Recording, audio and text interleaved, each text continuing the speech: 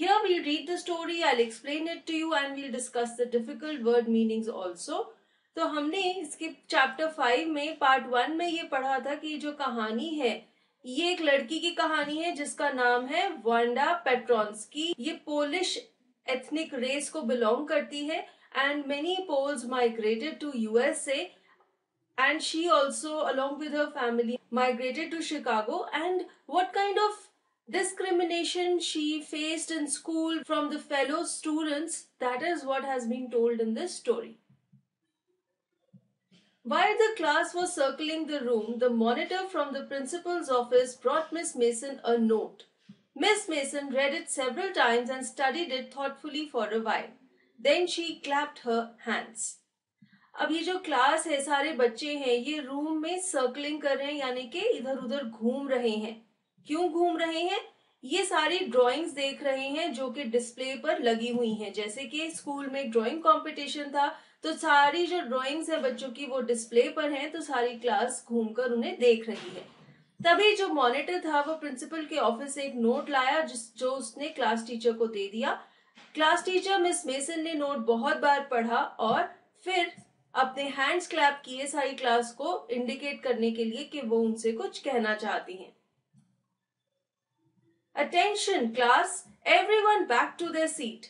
तो miss Mason ने सारे स्टूडेंट्स को कहा कि सब अपनी सीट पर जाकर बैठ जाओ। When the shuffling of feet had stopped and the room was still and quiet, Miss Mason said, "I have a letter from Wanda's father that I want to read to you."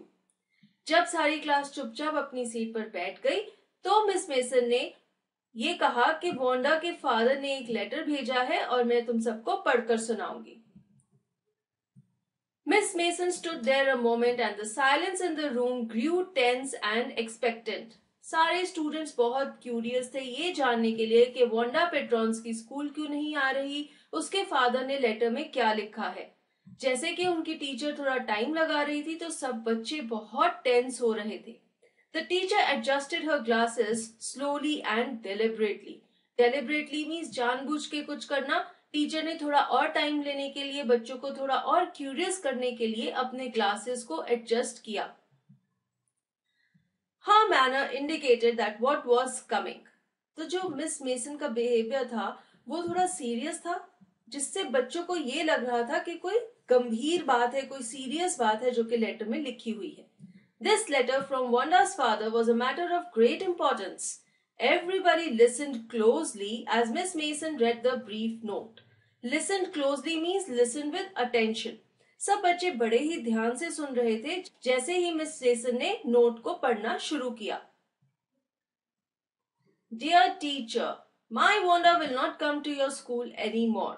Jake also. Now we move away to big city. No more holler Polak. No more ask why funny name. तो Wanda के father ने letter में ये लिखा था कि मेरी बेटी वांडा और मेरा बेटा जेक अब स्कूल नहीं आएंगे, हम एक बड़े शहर में शिफ्ट कर रहे हैं। Holler means a loud shout, जोर से चिल्लाना, and polack is an offensive word for poles.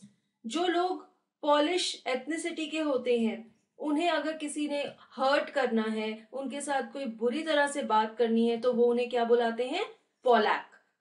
तो वांडा के फादर ने कहा कि अब कोई भी चिल्ला चिल्लाकर मेरे बच्चों को पोलैक बोलकर हर्ट नहीं करेगा। And then he said that no one will ask them why they have such funny names. उनका सरनेम पेट्रोन्स्की इतना फनी है, लेकिन अब ऐसा कोई भी नहीं बोलेगा। फर्दर वो अपनी लेटर में कहता है, plenty of funny names in the big city. Yours truly, Jan Petronsky. वो कहता है कि हम जो बिग सिटी में जा रहे हैं वहां पे बहुत सारे ऐसे लोग हैं जिनके ऐसे फनी नेम्स हैं और इसीलिए कोई उनसे कोई सवाल नहीं पूछता। फिर वो लेटर एंड कर देता है, योर्स ट्रूली जैन पेट्रोन्स्की। तो वांडा के फादर का नाम है जैन पेट्रोन्स्की। तो ये थी वो लेटर जो वांडा के फादर ने मिस मेसन को भेजी थी। अब से वांडा और उसका भाई जेक स्कूल नहीं आएंगे, वो वहां से शिफ्ट करके बड़े शहर में जा रहे हैं। A deep silence met the reading of this letter. सारी क्लास चुप थी, सबको बहुत बुरा लग रहा था। They were repenting that they had mistreated Wanda, that's why she had left school. Miss Mason took off her glasses, blew on them and wiped them on her soft white handkerchief. Note पढ़ने के बाद miss mason भी बहुत ज्यादा serious थी और sad थी। उसने अपने स्पेक्टिकल्स उतारे और उन्हें हैंकरचिफ के साथ पोंछा। वो सोच में डूबी हुई थी कि ऐसा बच्चों ने क्या किया वांडा के साथ जो कि उसे स्कूल छोड़ना पड़ा। Then she put them on again and looked at the class.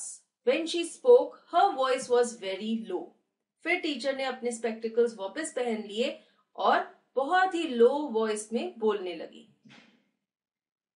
I am sure that none of the boys and girls in room 13 would purposely and deliberately hurt anyone's feelings because his or her name happened to be a long, unfamiliar one. The class teacher says that मुझे पता है कि मेरे class के boys और girls ऐसे नहीं हैं कि वो किसी का मजाक उड़ाएं, किसी की फीलिंग्स हर्ट करें, क्योंकि उसका नाम एक अजीब सा नाम है। उसका नाम क्या है? पेट्रॉन्स्की। तो टीचर ये कहती है कि मुझे विश्वास है अपनी क्लास पर, भरोसा है कि मेरे स्टूडेंट्स ऐसे नहीं है कि वो वांडा का मजाक उड़ाएंगे क्योंकि उसका नाम अजीब है। I prefer to think that what was said in thoughtlessness. Thoughtlessness means बिना कुछ सोचे समझे बिहेव करना। मैम ये कहती है कि मुझे ये लगता है कि मेरी क्लास ने जानबूझ के वांडा को हर्ट नहीं करना चाहा, लेकिन बचपने में बिना सोचे समझे ही उन्होंने उसका मजाक उड़ाया। I know that all of you feel the way I do, that this is very unfortunate thing to have happened, unfortunate and sad, both. And I want you all to think about it. Miss mason कहती है कि मेरा ये मानना है कि तुम सब भी बहुत दुखी हो, तुम्हें लग रहा है कि बहुत बुरी चीज हुई है कि वांडा ने स्कूल छोड़ दिया क्योंकि सब बच्चे उसका मजाक उड़ाते थे, उसका नाम बहुत अजीब था। और फिर वो कहती है कि अगर तुम दुखी नहीं हो तो भी तुम्हें बुरा फील करना चाहिए कि तुमने ना चाहते हुए भी अनजाने में कोई गलती की है। The first period was a study period. Maddie tried to prepare her lessons, but she could not put her mind on her work. She had a very sick feeling in the bottom of her stomach. Now Maddie is feeling very guilty. Although वो कभी खुद से Wanda को कुछ नहीं बोलती थी, लेकिन वो उन गर्ल्स में खड़ी होती थी, सारी गर्ल्स जो कि खड़ी होकर वांडा का मजाक उड़ाती थी, खास तौर पे पेगी। तो जैसे कि मैडी भी उसके साथ खड़ी होती थी तो उसे ऐसा लगता है कि उसे कम से कम पेगी को मना कर देना चाहिए था कि प्लीज वांडा का मजाक मत उड़ाओ, लेकिन उसने ऐसा नहीं कहा। इसलिए अब उसे बहुत गिल्टी फील हो रहा है कि उनकी वजह से वांडा ने स्कूल छोड़ दिया, इसलिए वो पढ़ भी नहीं पा रही थी और उसके स्टमक में सिक फीलिंग हो रही थी, उसे अनईजी फील हो रहा था। True, she had not enjoyed listening to Peggy ask Wanda how many dresses she had in her closet, but she had said nothing. She had stood by silently, and that was just as bad as what Peggy had done. Worse, she was a coward. Coward is a person जिसमें हिम्मत नहीं होती, who doesn't have the courage to speak up. Maddie ने ये realise किया कि although उसे ये अच्छा नहीं लगता था कि पेगी वांडा की रैगिंग कर रही है, उससे जब ये सवाल पूछती थी कि उसकी क्लोजेट में कितनी ड्रेसेस हैं, लेकिन मैडी ने कभी भी पेगी को ये भी नहीं कहा कि ऐसा मत करो। वो चुपचाप वहां पर खड़ी रहती थी, इसलिए वो भी पेगी के जितनी ही बुरी है, वो उससे भी ज्यादा बुरी है क्योंकि वो कावर्ड है, वो बुजदिल है, उसमें इतनी हिम्मत नहीं थी कि वो पेगी को रोक सके। At least Peggy hadn't considered they were being mean, but she, Maddie, had thought they were doing wrong. She could put herself in Wanda's shoes. Maddie ये रियलाइज करती है कि पेगी को ऐसा नहीं लगता था कि वो कोई गलत काम कर रहे हैं, लेकिन मैडी को तो ऐसा फील होता था ना कि वो जो कर रहे हैं वो गलत है, और फिर भी वो चीज करती थी। उसे अब ये लग रहा था कि अगर वो वांडा की जगह होती तो उसे कितना बुरा लगता। Goodness! Wasn't there anything she could do? If only she could tell Wanda she hadn't meant to hurt her feelings. She turned around and stole a glance at Peggy, but Peggy did not look up. Stole a glance means हल्की सी अपनी आंखें उठाकर किसी की तरफ चुपके चुपके देखना। अब Maddie ये सोचती है कि उसे अपनी गलती का पश्चाताप करना है, उसे वांडा से सॉरी मांगनी है, और इसलिए वो ये सोचती है कि उसे किसी तरह वांडा को ढूंढना है ताकि वो उसे कह सके कि वो उसकी फीलिंग्स को हर्ट नहीं करना चाहती थी। और उसने पेगी की तरफ देखा, लेकिन पेगी ने उसकी तरफ नहीं देखा, वो बिजी थी। She seemed to be studying hard. Well, whether Peggy felt badly or not, she, Maddie, had to do something. She had to find Wanda Petronsky. Maybe she had not yet moved away. अब Maddie को ये realise हुआ कि पैगी तो आराम से पढ़ रही है, पता नहीं उसे बुरा लगा कि नहीं, उसे ऐसा रियलाइज हुआ कि नहीं कि उसने कुछ गलत किया है, लेकिन मैडी को तो ऐसा फील हो रहा था और उसे अपनी गलती का पश्चाताप करना था। उसे वांडा पेट्रोंस्की को ढूंढना था और उसने सोचा कि हो सकता है अभी वांडा मूव नहीं की है, शिफ्ट नहीं की है, हो सकता है वो अभी भी बॉगिन्स हाइट्स पर मिल जाएगी। तो मैडी के दिमाग में ये प्लान बन रहा था कि वो वांडा के पास जाएगी उसके घर पर और उससे sorry मांगेगी। Maybe Peggy would climb the heights with her and they would tell Wanda she had won the contest, that they thought she was smart and the 100 dresses were beautiful. Maddie ने यह plan बनाया कि वो पैगी के साथ बॉगिन्स Heights जाएगी, वहां पर वांडा से मिलेगी, उससे सॉरी मांगेगी, उसे कहेगी कि उसने ड्राइंग कॉन्टेस्ट जीत लिया है, वो बहुत ही स्मार्ट है, उसकी प्रेज करेगी और कहेगी कि जो उसने 100 ड्रेसेस ड्रॉ की हैं वो सारी की सारी बहुत सुंदर हैं। This was Maddie's plan to feel sorry to Wanda. When school was dismissed in the afternoon, Peggy said, with pretended casualness, "Hey, let's go and see if that kid has left town or not." Pretended casualness means to show indifference. यानी कि आप बड़े casual way से बोल रही हैं, आप अपनी फीलिंग्स नहीं शो कर रहे, आप ऐसा शो कर रहे हैं कि आपको कोई फर्क नहीं पड़ता। जब दोपहर के टाइम स्कूल की छुट्टी हो गई, तब पैगी ने मैडी से कहा कि चलो देखते हैं कि क्या वांडा वहीं पर है या वो वहां से शिफ्ट कर गई। तो पैगी के दिमाग में भी वही चल रहा है जो मैडी के दिमाग में चल रहा था। So Peggy had the same idea. Maddie glowed. Peg was really all right. तो मैडी को ये पता चला कि पैगी के दिमाग में भी यही बातें चल रही हैं, वो भी चाहती है कि वो दोनों जाएं और वांडा से सॉरी फील करें।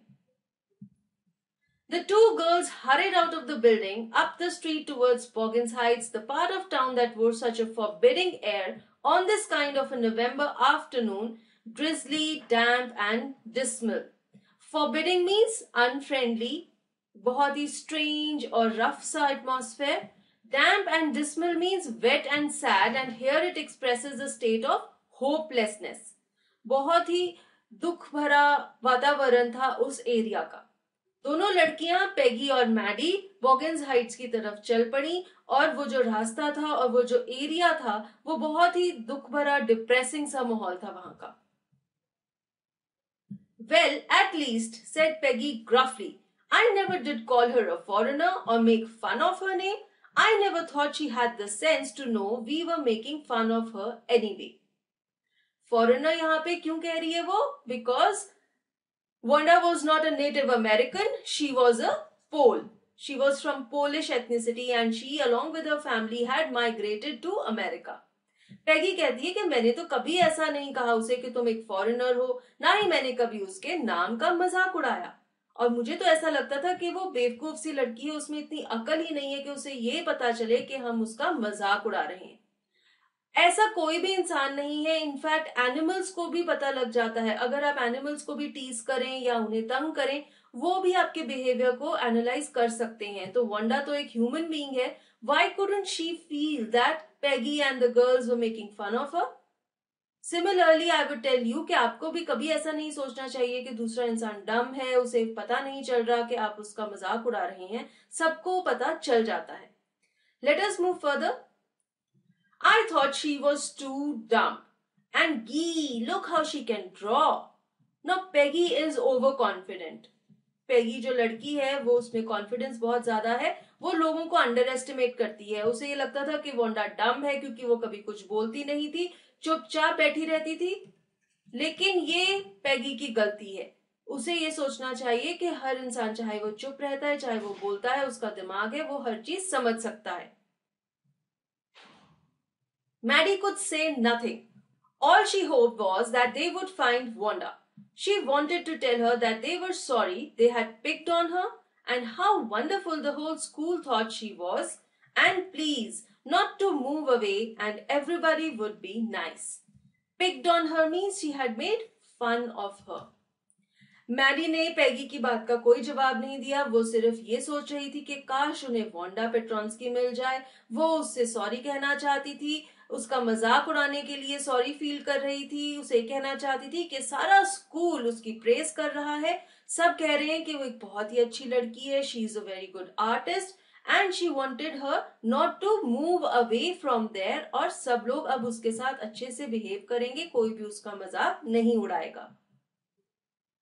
She and Peggy would fight anybody who was not nice. The two girls hurried on. They hoped to get to the top of the hill before dark. Maddie के दिमाग में ये चल रहा था कि वो और पैगी मिलके किसी भी ऐसे इंसान के साथ लड़ पड़ेंगे जो कि वांडा का मजाक उड़ाएगा.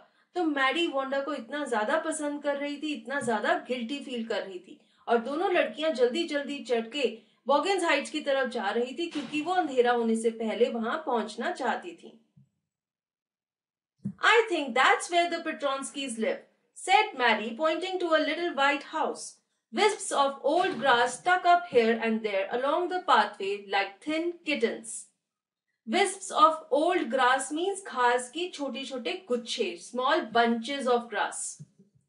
तो इससे ऐसा पता चल रहा है कि काफी देर से उस एरिया की सफाई नहीं हुई थी, वहां पे घास के ऐसे छोटे छोटे गुच्छे पाथवे की अलग अलग साइड्स पर उग रहे थे. ऐसे लग रहा था कि वो छोटे छोटे से किटन्स हैं जो कि जगह जगह पर बैठे हुए हैं. तो जैसे ही वो बॉगिन्स हाइट्स पहुंचे, मैडी ने एक व्हाइट कलर के घर की तरफ इशारा करके कहा कि मुझे लगता है कि पेट्रॉन्स्कीज उस घर में रहते हैं. The house and its sparse little yard looked shabby but clean. It reminded Maddie of Wanda's one dress, her faded blue cotton dress, shabby but clean. Shabby means in poor condition due to prolonged use or lack of care. एक घर जो कि worn out हो गया है क्योंकि वो पुराना है, बहुत देर से यूज हो रहा है. Sparse means very less or little, small.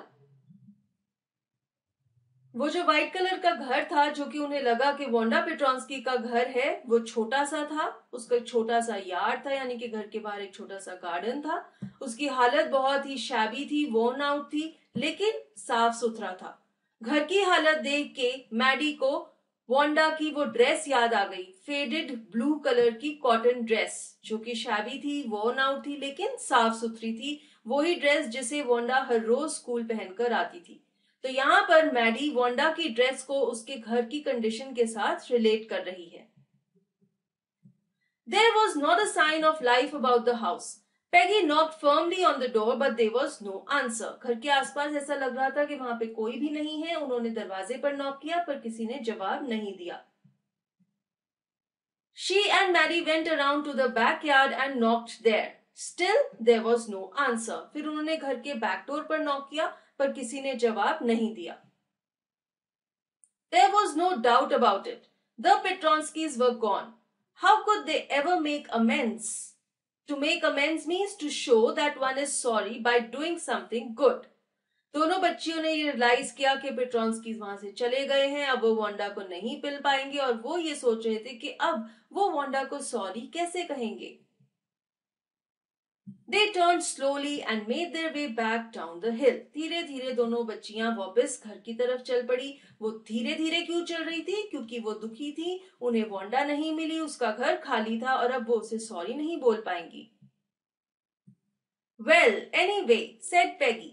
She is gone now, so what can we do? Peggy ने कहा चलो अब कोई बात नहीं, जब वो चली ही गई है तो हम क्या कर सकते हैं. Besides, when I was asking her about all her dresses, she probably was getting good ideas for her drawings. She might not even have won the contest otherwise. अब पैगी क्या कर रही है? वो अपने आप को दिलासा देने की कोशिश कर रही है कि हमारी वजह से ही तो वांडा ये कॉन्टेस्ट जीत पाई है. जब हम उससे पूछते थे तुम्हारे पास कैसी कैसी ड्रेसेस हैं, वेलवेट की हैं, सिल्क की हैं, तभी तो उसे आइडियाज मिलते थे ऐसी ड्राइंग्स बनाने के जिनकी वजह से आज वो इस कॉन्टेस्ट को जीत पाई है. तो ये सब बातें पैगी इसलिए कह रही है कि वो अपने गिल्ट को छुपाना चाहती है और वो ये सोचना चाहती है कि उन्होंने तो वांडा की मदद की है ये कॉन्टेस्ट जीतने में. Maddie turned this idea carefully over in her head, for if there were anything in it, she would not have to feel so badly. But that night she could not get to sleep.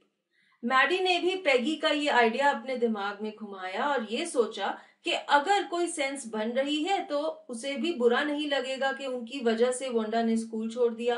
लेकिन उसे satisfaction नहीं हुई। उस रात वो सो नहीं सकी, उसका गिल्ट इतना ज्यादा बढ़ा हुआ था, उसे बहुत बुरा लग रहा था, वो सो भी नहीं पा रही थी। She thought about Wanda and her faded blue dress and the little house she had lived in. And she thought of the glowing picture, those 100 dresses made, all lined up in the classroom.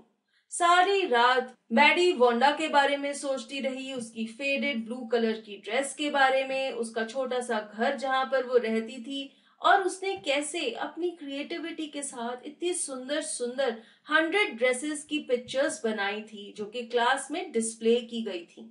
ये सारे scenes सारी रात Maddie के दिमाग में चलते रहे। At last, Maddie sat up in bed and pressed her forehead tight in her hands and really thought. This was the hardest thinking she had ever done. After a long, long time, she reached an important conclusion. Finally Maddie बैठ गई, उसने अपने सिर को जोर से पकड़ लिया और बहुत ज्यादा सोचा, इतना ज्यादा उसने किसी चीज के बारे में कभी नहीं सोचा था, और फाइनली उसे एक कंक्लूजन मिला, वो एक नतीजे पर पहुंची, और वो कंक्लूजन क्या था? She was never going to stand by and say nothing again. उसने ये फैसला किया कि अब आगे से फ्यूचर में कभी भी अगर वो कहीं पर खड़ी हुई है और वो ये देखती है कि वहां पे कोई गलत चीज हो रही है तो वो उसे टॉलरेट नहीं करेगी, चुपचाप नहीं रहेगी, वो उसके अगेंस्ट बोलेगी। She will speak up against any wrong thing. If she ever heard anybody picking on someone because they were funny looking or because they had strange names, she'd speak up, even if it meant losing Peggy's friendship. Picking on someone means treating someone unkindly, unfairly, criticizing them or making fun of someone. Maddie ने ये फैसला किया कि अगर कभी भी वो ये सुनेगी कि कोई किसी के साथ अनकाइंड है, किसी को क्रिटिसाइज कर रहा है, किसी का मजाक उड़ा रहा है क्योंकि उसकी शक्ल फनी है, उसकी अपीयरेंस अजीब है या उसका नाम अजीब है, तो वो बोल पड़ेगी, वो चुपचाप ऐसी रैगिंग नहीं देखेगी। और इसकी वजह से अगर पेगी ने उसके साथ अपनी फ्रेंडशिप तोड़ दी तो भी उसे कोई प्रॉब्लम नहीं है। She had no way of making things right with Wanda, but from now on she would never make anybody else that unhappy again. Maddie ने ये फैसला किया कि अब वो वांडा के साथ तो अपनी फ्रेंडशिप दोबारा से नहीं बना सकती, उसे सॉरी नहीं बोल सकती, उसे ये नहीं बता सकती कि उसे वो बहुत प्यार करती है, उसे ये नहीं कह सकती कि वो उसे बहुत पसंद करती है, लेकिन आज के बाद वो ऐसा गलत बिहेवियर और किसी के साथ नहीं करेगी। On Saturday, Maddie spent the afternoon with Peggy. They were writing a letter to Wanda Petronsky. तो सैटरडे आफ्टरनून को दोनों लड़कियों ने मिलकर वांडा पेट्रोन्स्की के लिए एक लेटर लिखी। तो लेटर में उन्होंने वांडा को क्या लिखा? It was just a friendly letter telling about the contest and telling Wanda she had won. They told her how pretty her drawings were. तो उन्होंने मिलकर वांडा को एक फ्रेंडली लेटर लिखी और उसे ये बताया कि उसने कॉन्टेस्ट जीता है और उसकी सारी ड्राइंग्स बहुत ज्यादा सुंदर हैं। And they asked her if she liked where she was living and if she liked her new teacher. और उन्होंने उससे ये पूछा कि उसे क्या अपना नया घर पसंद है, अपनी नई टीचर पसंद है। तो ये उन दोनों का वे था वांडा के साथ एक फ्रेंडली रिलेशन बनाने का। They had meant to say they were sorry, but it ended up with their just writing a friendly letter, the kind they would have written to any good friend, and they signed it with lots of X's for love. दोनों लड़कियों ने एक friendly letter लिखी जैसे कि आप किसी भी अपने क्लोज फ्रेंड को लिखते हैं, और एंड में उन्होंने लॉट्स ऑफ एक्स लिखे लव इंडिकेट करने के लिए। तो वो दोनों अपनी सॉरी को इस तरीके से जाहिर कर रही थी। They mailed the letter to Boggins Heights, writing please forward on the envelope. Letter के एनवेलप पे उन्होंने बॉगिन्स हाइट्स का एड्रेस लिखा और उसके ऊपर प्लीज फॉरवर्ड लिख दिया, ताकि पोस्ट ऑफिस वालों को तो पता होगा कि वांडा अब शिफ्ट करके कहाँ चली गई है, तो वो उस लेटर को उस तक पहुंचा देंगे, उसको फॉरवर्ड कर देंगे। Days passed and there was no answer, but the letter did not come back. So maybe Wanda had received it. बहुत सारे दिन बीत गए, लेटर वापस नहीं आई, तो गर्ल्स ने अज्यूम कर लिया कि वांडा को उनकी लेटर मिल गई है। Perhaps she was so hurt and angry she was not going to answer. You could not blame her. लड़कियों ने सोचा कि वांडा का कोई जवाब नहीं आया क्योंकि वो उनके साथ बहुत ज्यादा गुस्से है, बहुत ज्यादा हर्ट हो गई है और वो वांडा को ब्लेम नहीं कर सकते थे क्योंकि उन्होंने ऐसा ही काम किया था कि कोई भी हर्ट हो ही जाएगा। Weeks went by and still Wanda did not answer. Peggy had begun to forget the whole business, and Maddie put herself to sleep at night, making speeches about Wanda, defending her from great crowds of girls who were trying to tease her with, "How many dresses have you got?" बहुत सारे हफ्ते बीत गए, Wanda का कोई जवाब नहीं आया। पेगी उसके सारे मैटर को भूल चुकी थी। मैडी अपने आप को रात को कैसे सुलाती थी? वो रात को नींद में जब लेटती थी सोने के लिए तो वोंडा के साथ होती थी, वो वोंडा को डिफेंड करती थी। वो ऐसे इमेजिन करती थी कि सब लड़कियों ने वोंडा को घेरा हुआ है, उससे पूछ रहे हैं कि तुम्हारे पास कितनी ड्रेसेस हैं, और फिर उनको रोकती थी जैसा कि वो एक्चुअली सच में करना चाहती थी। ऐसा वो अपनी स्लीप में एज्यूम करती थी कि वो कर रही है ताकि वो अपने आप को कंफर्ट कर सके, अपने गिल्ट से बाहर निकल सके। And before Wanda could press her lips together in a tight line, the way she did before answering, Maddie would cry out, "Stop!" Then everybody would feel ashamed the way she used to feel. तो Maddie क्या imagine करती थी सोते वक्त कि इससे पहले कि वांडा सबको ये जवाब दे कि उसके पास 100 ड्रेसेस हैं जो कि उसकी क्लोजेट में हैंग हो रही हैं, और फिर ऐसा एक्सप्रेशन बना ले, अपने लिप्स को दबा ले एक लाइन बनाकर, उससे पहले ही मैडी सब गर्ल्स को चुप करा देगी बोल के स्टॉप, और उन्हें वहीं पर रोक देगी वांडा की रैगिंग करने से। ऐसा मैडी इमेजिन करती थी। वो ये इमेजिन करती थी कि काश उसने उस टाइम पर उन सब लड़कियों को रोक दिया होता वांडा का मजाक उड़ाने से। Now it was Christmas time and there was snow on the ground. Christmas bells and small tree decorated the classroom. Christmas time था, हर जगह बर्फ थी, क्लासरूम में क्रिसमस बेल्स और क्रिसमस ट्रीज डेकोरेट किए गए थे। On the last day of school before the holidays, the teacher showed the class a letter she had received that morning. तो फाइनली लास्ट डे की सुबह क्लास में एक चिट्ठी आती है और टीचर ने वो लेटर क्लास को दिखाई। लेटर किसने भेजी है? टीचर ने कहा, "You remember Wanda Petronsky, the gifted little artist who won the drawing contest? Well, she has written me and I am glad to know where she lives because now I can send her medal. I want to read her letter to you." तो class में teacher को Wanda Petronski ने एक letter भेजी थी और teacher खुश थी क्योंकि अब वो वांडा को उसका मेडल भेज सकती थी उसके नए एड्रेस पर। The class sat up with a sudden interest and listened intently. सब बच्चे बहुत इंटरेस्टेड थे जानने के लिए कि वांडा ने लेटर में क्या लिखा है। Dear Miss Mason, how are you and room 13?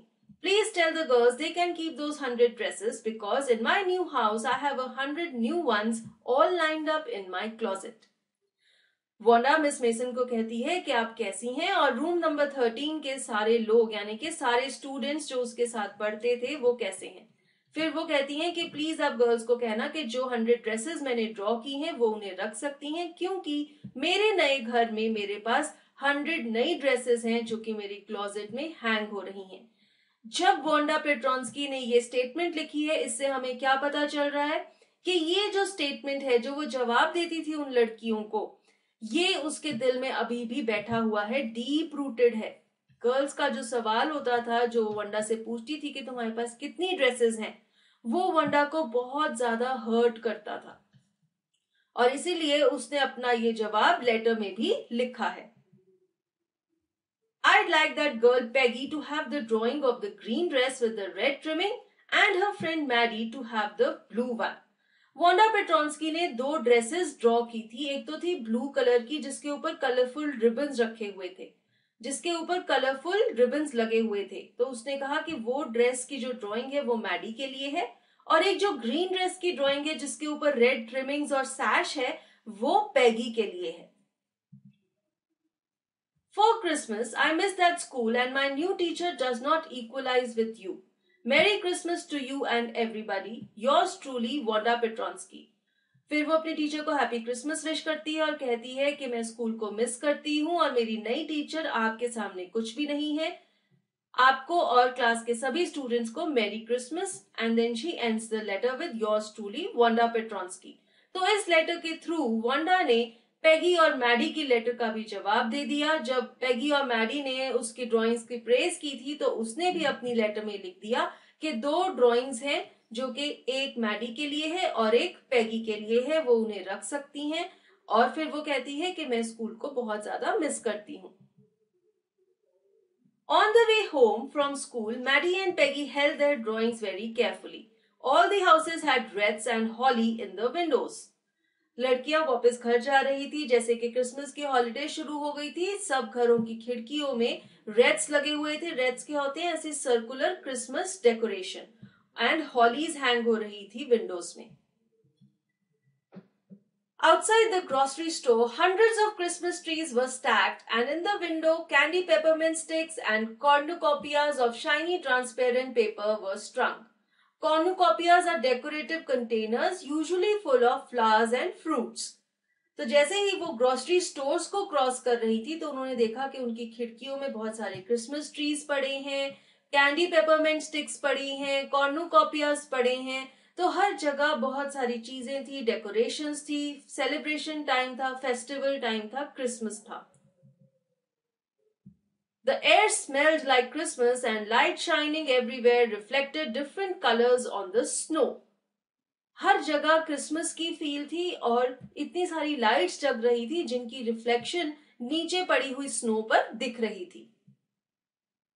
Boy, said Peggy, this shows she really likes us. It shows she got our letter and this is her way of saying that everything's all right. And that's that. पैगी कहती है कि इससे पता लगता है कि Wanda हमको बहुत लाइक करती थी। क्यों? क्योंकि उसने हमारे लिए 2 स्पेशल ड्राइंग्स बनाई थी जो कि उसने हमें दी हैं। फिर वो कहती है कि इससे ये भी पता चलता है कि उसे हमारी चिट्ठी मिल गई और इस वे से उसने हमें ये बताया है कि अब वो ठीक है, वो एक नई जगह पर रहती है, नए स्कूल में जाती है। I hope so, said Maddie sadly. She felt sad because she knew she would never see the little tight-lipped Polish girl again and couldn't ever really make things right between them. Maddie कहती है I hope so और वो sad है। क्यों sad है? क्योंकि उसे ये पता है कि अब वो कभी भी वांडा को नहीं मिल पाएगी, उस लड़की को जो कि पॉलिश एथनिसिटी की है, जो कि एक पोल है, जो कि ऐसे अपने लिप्स को दबा के चुपचाप बैठी रहती थी। कभी भी मैडी उसे सॉरी नहीं कह पाएगी और उसके साथ दोबारा से फ्रेंड्स नहीं बन पाएगी। She went home and pinned her drawing over a torn place in the pink flowered wallpaper in the bedroom. Maddie अपने घर गई, अपने कमरे में, उसके कमरे में वॉल पर वॉलपेपर लगा हुआ था पिंक कलर का जिसपे फ्लावर्स बने हुए थे और एक हिस्से में वो वॉलपेपर फटा हुआ था।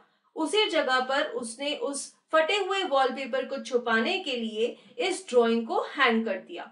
The shabby room came alive from the brilliancy of the colours. इस ड्राइंग के जो कलर्स थे वो इतने ब्रिलियंट थे, इतने शाइनी थे कि उसका रूम चमक उठा।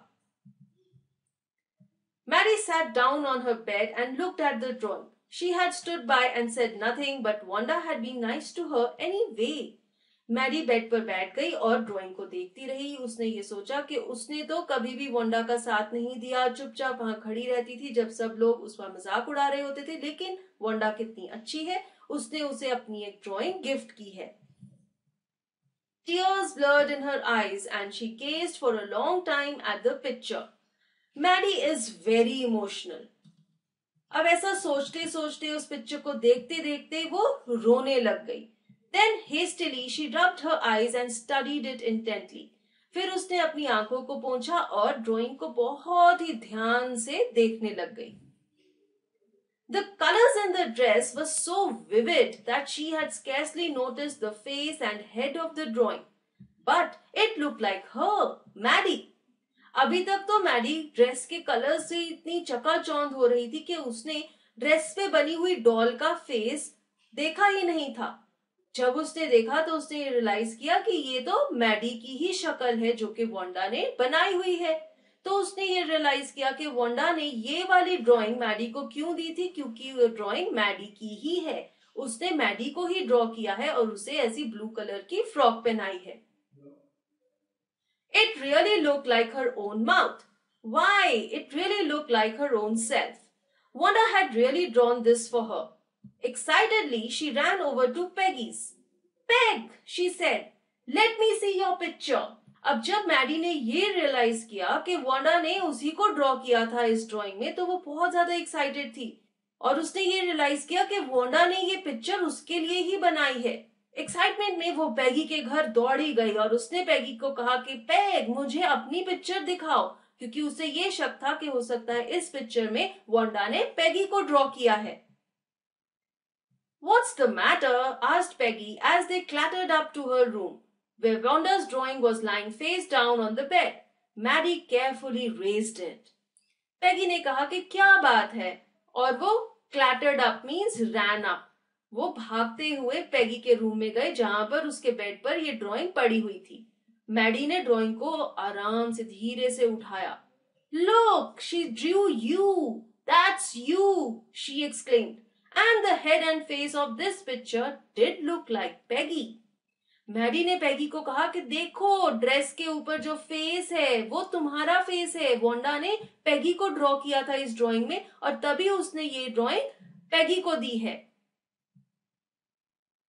What did I say? said Peggy. She must have really liked us anyway. पैगी कहती है कि मैंने तो पहले ही कहा था कि उसे हम बहुत पसंद हैं।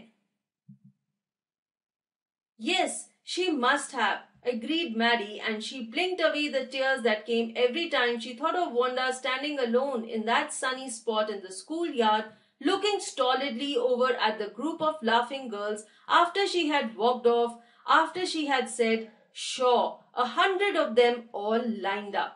Stolidly means not showing any feeling. Maddie ने कहा कि हाँ, उसे हम बहुत पसंद होंगे, और ऐसा बोल के फिर से उसकी आंखों में आंसू आ गए और वो उन्हें ब्लिंक करके साफ करने की कोशिश कर रही थी। जब भी मैडी उस सीन के बारे में सोचती थी जब वांडा अकेली स्कूल के गार्डन में खड़ी होती थी, सब गर्ल्स उसका मजाक उड़ाती थी और वांडा ऐसा बोलती थी कि मेरे पास 100 ड्रेसेस हैं, सब अच्छे से लाइंड अप है, और ऐसा बोल के वहां से चली जाती थी, वो सीन को याद करके बार बार मैडी की आंखों में आंसू आ जाते थे। उसे ये लगता था कि उसने कभी भी वांडा का साथ नहीं दिया और लड़कियों को रोका नहीं कि उसका मजाक मत उड़ाओ। So once again we see that Maddie is very emotional. She has a lot of feelings and she always feels guilty that she lost a very good friend in Wanda Petronsky. And with this we come to an end.